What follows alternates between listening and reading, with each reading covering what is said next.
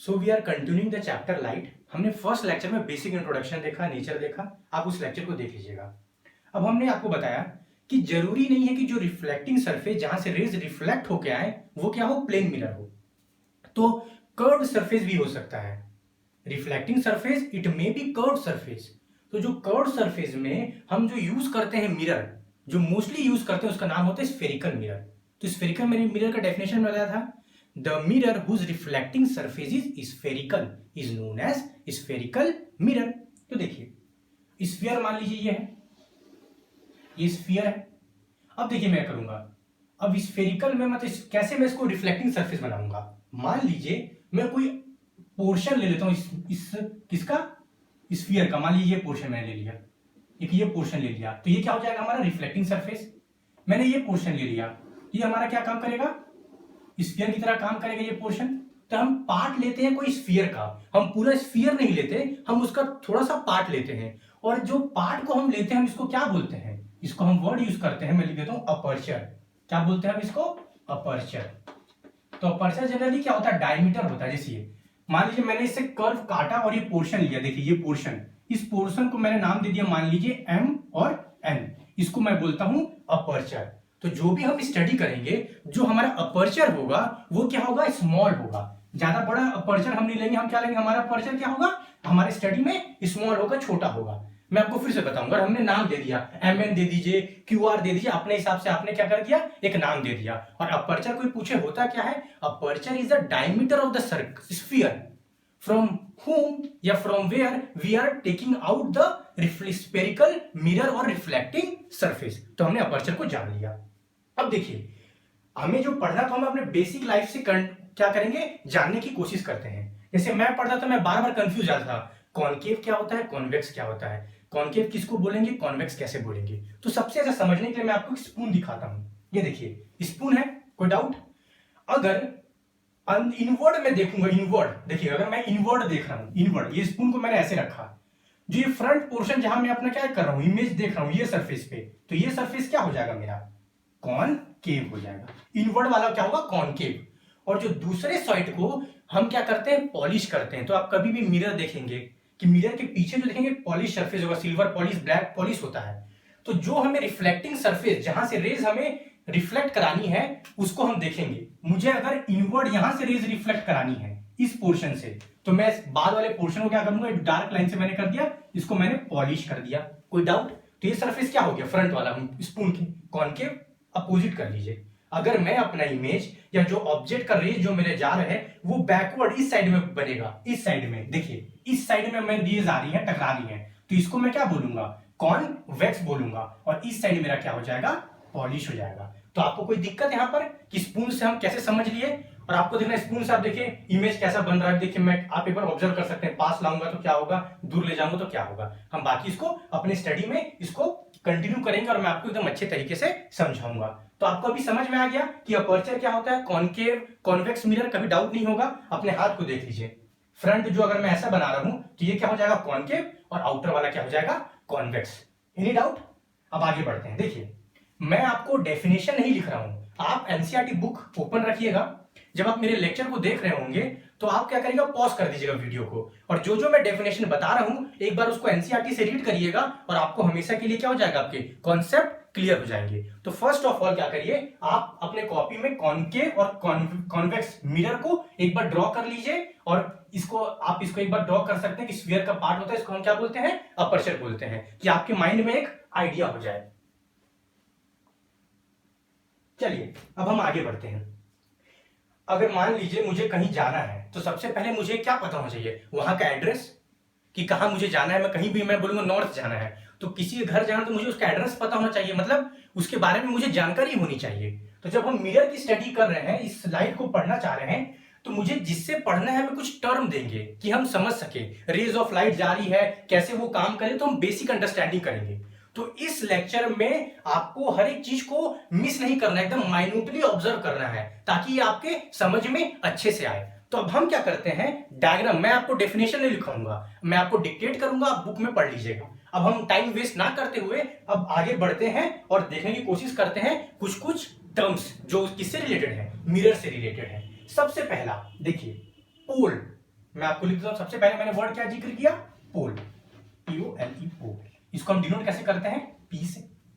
तो देखिए स्फीयर से जो मैंने अपर्चर निकाला या जो रिफ्लेक्टिंग मिरर मैंने बनाया, मान लीजिए कॉनकेव है कॉन्वेक्स, तो जो मिरर मैंने बनाया उसका सेंटर, फिर से मान लीजिए, देखिए क्या, आप खुद बताइए कौन सा मिरर है, ये है कॉनकेव। क्यों, इसका पॉलिश क्या है, अपोजिट साइड में। हम इसको ऐसे भी बना सकते हैं, और इनवर्ट साइड जो है अगर इसमें रेज आके रिफ्लेक्ट हो तो हम इसको क्या बोलेंगे, कॉनकेव। तो हमने यहां वर्ड लिख दिया सर, ये क्या है, कॉनकेव हो गया।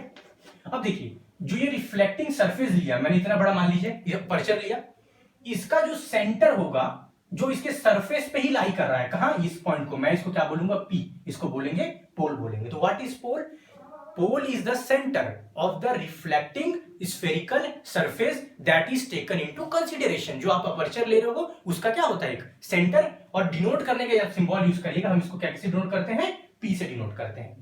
ये हमारा क्या हो गया, पोल। आगे बढ़ते हैं, दूसरा हमारा, मैं वर्ड लिख दूं जो हमें इंपॉर्टेंट, पहला तो क्या हो गया, पोल। दूसरा हम बोलते हैं centre of curvature, centre of curvature. अब देखिए अगर मैं इस रिफ्लेक्टिंग सरफेस को, क्या है ये, किसका पार्ट है, मैं डैश जैसे भी शो कर रहा हूं, ये किसका पार्ट है, मान लीजिए एक स्फीयर का पार्ट है, और इस स्फीयर का क्या होगा, एक सेंटर होगा जिसको मैं बोलता हूं C। तो centre of curvature of a concave mirror, या मिरर का सेंटर ऑफ कर्वेचर क्या होगा, कि जो ये लिखेंगे कि जो reflecting surface it is a part of the sphere from which the mirror is taken out and whose centre is known as the centre of curvature. आपको जो डेफिनेशन लिखना है बुक में लिखा हुआ है, एग्जैक्ट आप एक दो बार लिखेंगे तो आपको याद हो जाएगा। अभी कॉन्सेप्ट समझने के लिए कि जो सेंटर ऑफ कर्वेचर क्या होता है, ये सेंटर होता है किसका, स्फीयर का, जिससे हमने ये जो स्फेरिकल रिफ्लेक्टिंग सरफेस बनाया है, इसको हम डिनोट करते हैं C से। कोई डाउट। और देखिए ये जो सेंटर ऑफ कर्वेचर है, कॉनकेव की बात करेंगे तो ये मिरर जो है रिफ्लेक्टिंग सरफेस के फ्रंट में है। कहां है, रिफ्लेक्टिंग सरफेस के फ्रंट में है। कोई डाउट यहां तक। अब देखिए ये स्फीयर है, इसका क्या होगा, एक रेडियस होगा, तो रेडियस ऑफ कर्वेचर क्या होगा, R, इसको हम डिनोट करेंगे R। What is radius of the curvature, radius of curvature S क्या होगा, कि जो हमने स्फीयर कंसीडरेशन में लिया है उसका जो रेडियस होगा वो क्या होगा, it is known as the radius of curvature of the mirror, जो हम लिए हैं स्फेरिकल मिरर। कोई डाउट यहां तक, फिर से रिपीट। पोल क्या होता है, जो हमने रिफ्लेक्टिंग सरफेस बनाया उसका सेंटर जो उसके सरफेस पे लाई करता है। Centre of curvature is the centre of the sphere from where we have taken out the spherical reflecting surface, it is denoted by C. Again next, what is radius of curvature, radius of curvature is the radius of the sphere from which, वही जहां से हमने क्या लिखा है, अपनी reflecting surface को हमने टेकन आउट, हमने क्या किया है, इसको निकाला है।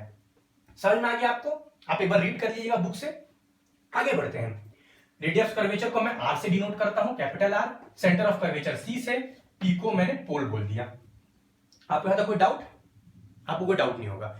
आगे बढ़ते हैं, और एक चीज मैंने बताया कि जब कॉनकेव मिरर होगा तो सेंटर ऑफ कर्वेचर आगे आएगा। अब इसकी बात करते हैं, कॉन्वेक्स। देखिए कैसे आपको मतलब कॉन्वेक्स, सर इसका जो पॉलिश है और ये डिफ्लेक्टिंग सरफेस बाहर है और ये बल्जिंग आउट है, तो मैं इसको क्या बोल दूंगा, कॉन्वेक्स बोल दिया मैंने। अब देखिए कॉन्वेक्स को जो मैं अगर स्फीयर यहां से ड्रॉ करता हूं, ये देखिए स्फीयर मैंने ऐसे ड्रॉ किया, इमेजिनेशन, ये स्फीयर ड्रॉ किया, इसका सेंटर क्या होगा, मान लीजिए बड़ा सा होगा, यहां पर मैंने C बोला, ये सेंटर है, मान लीजिए स्फीयर बड़ा बनेगा तो ये क्या है, इसका सेंटर है।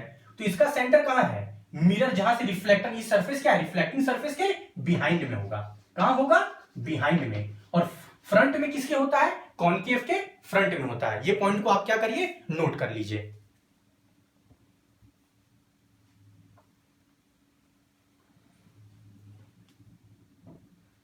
समझ में आ गया आपको, क्यों बिहाइंड में होता, कोई पूछेगा, क्योंकि हमने जो स्फेरिकल मिरर को ड्रॉ किया जहां से हमने निकाला, देखिए सेंटर ऑफ कर्वेचर क्या होगा, इसके बिहाइंड में, और इसमें क्या होगा, फ्रंट में।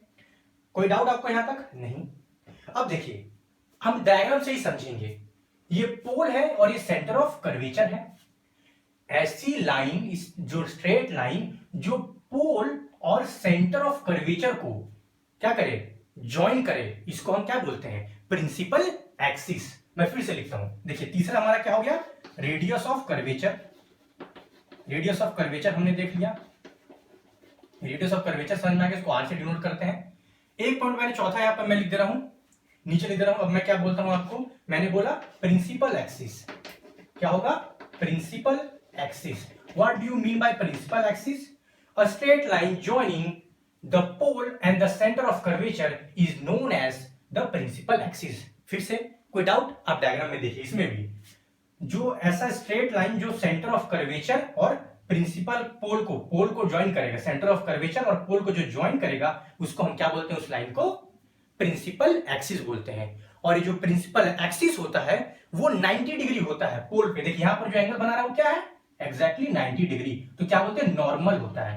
जो प्रिंसिपल एक्सिस होता है पोल से क्या होता है? नॉर्मल होता है। कोई डाउट? और जितनी भी रेज होगी, आप देखिए ये प्रिंसिपल एक्सिस है, ये देखिए लाइन को मैंने क्या बोला? ये प्रिंसिपल एक्सिस है। कोई भी रेज आ रही है ये प्रिंसिपल एक्सिस के हमेशा क्या होगी? पैरेलल। यहां भी देखिए ये प्रिंसिपल एक्सिस है, कोई भी रेज यहां पर आ रही है तो ये रेज देखिए सब क्या है? प्रिंसिपल एक्सिस जो ये है इससे क्या है? पैरेलल ही रहेगी। कोई डाउट? हमने और क्या देख लिया? प्रिंसिपल एक्सिस देख लिया। अब देखिए नॉर्मल दूसरा बात देखते हैं। अब देखिए इसके एक एक्सपेरिमेंट बताता हूं मैं आपको। एक बेसिक समझ में आ गया कि क्या होता है, आपको सेंटर ऑफ कर्वेचर सब समझ में आ गया। अब डे टू डे लाइफ में आपने ऑब्जर्व किया होगा कि मैं तो बचपन में जरूर किया हूं, आप भी किए होंगे कि एक कॉनकेव या कोई कॉन्वेक्स मिरर, कॉनकेव मिरर लाया होगा आपने। कॉनकेव मिरर को सन और एक पेपर का शीट ले लिया मैंने। उस पेपर के शीट पे मैंने कॉनकेव मिरर को ऐसा रखा कि जो सन रेज है, सनलाइट एक पॉइंट पे क्या करे? इस मान लीजिए, मैं इसको रब कर देता हूं, थोड़ा समझ में आएगा आपको। बाकी तो